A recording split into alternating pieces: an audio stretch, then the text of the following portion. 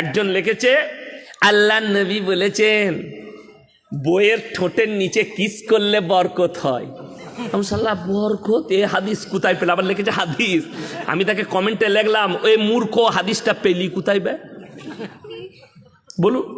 এরপর মানুষ এইটার উপরে আমল করবে যে না, তাহলে নামাজ ফামাজ কিচ্ছু পড়া লাগবে না, খালি দিন রাত বইয়ের ঠোঁটের নিচে কিস খাবো, বরকত পাবো। আল্লাহ ঝামেলা শেষ আছে। এই মৌলবিগুলো খেপে যাবে যে আল্লাহ আমরা জীবনে এই হাদিস পড়ি নাই। বিবিকে ভালোবাসলে, স্বামী স্ত্রীর মহব্বত থাকলে সেই বাড়িতে বরকত আছে, রসুলের হাদিস আছে। কিন্তু স্ত্রীর ঠোঁটের নিচে কিস খেলে বরকত ফেসবুকে। আপনি যদি ফেসবুকের আমল করেন তা আপনি বিপদে পড়বেন।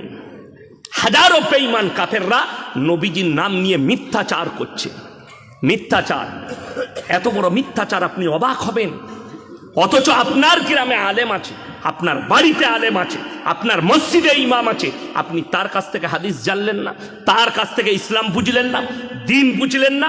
শুনেলেন কিয়ামতের আলামত বুখারী শরীফের হাদিস, মানুষ যখন মূর্খর কাছ থেকে ইলম নিবে আর আলেমরা বসে থাকবে, আল্লাহ তাআলা ইলমের থেকে আগে আলেম দিকে তুলে নিবেন, বড় আলেম দিকে দুনিয়া থেকে তুলবেন। তার সূচনা শুরু হয়ে গেছে, বড় বড় আলেমরা দুনিয়া থেকে চলে যাচ্ছে।